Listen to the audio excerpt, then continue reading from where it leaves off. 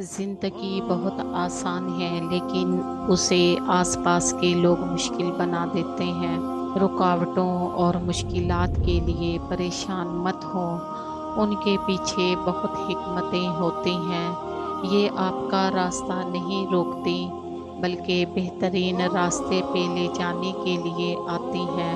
اچھے لوگ سڑک کنارے لگی روشنیوں کے مانند ہوتے ہیں جو فاصلے تو کم نہیں کرتے، البتہ راستے کو چلنے والوں کے لیے آسان ضرور بنا دیتے ہیں۔ ہم ہر ایک سے بات کر لیتے ہیں سوائے اللہ کے۔ اللہ سے بات کر لیں تو کسی اور سے بات کرنے کی ضرورت ہی نہ پڑے۔ رب کی ناراضگی۔ اللہ ناراض ہو کر روٹی نہیں چھینتا، سجدے کی توفیق چھین لیتا ہے، اور یقین مانو یہی سب سے بڑا خسارہ ہے۔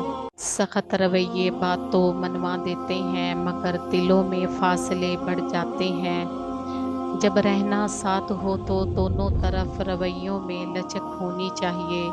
کچھ منوا لیا، کچھ مان گئے، یہ ہی مثبت رویہ رشتوں میں تازگی کو برقرار رکھتا ہے۔ جہاں انا ہو وہاں صرف پچھتاوا اور تلخیاں ہوتی ہیں۔ امید صرف اللہ سے لگاؤ، یہ انسان کچھ نہیں دے سکتے۔ مثال ایسے کپڑے کی ہے جو کبھی پرانا نہیں ہوتا۔ علم خدا تعالیٰ کا بہترین عطیہ اور عمدہ زیور ہے۔ بھوکا رہنا عاجزی کی ذلت سے بہتر ہے۔ سچا دوست وہ ہے جو غیبانہ طور پر تیری خیر خواہی کرے۔ عزت جب عزتوں کے مالک نے دی ہو تو کسی کے برا چاہنے سے کوئی فرق نہیں پڑتا۔ پتہ ہے اللہ کب ملتا ہے؟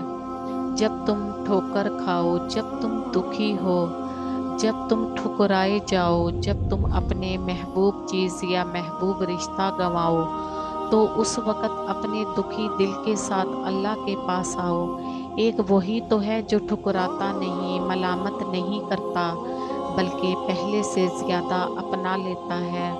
کسی کو اتنا مجبور نہیں کرنا چاہیے کہ وہ اپنی خاموشیاں توڑ کر لفظوں سے تمہاری دھجیاں اڑا دے۔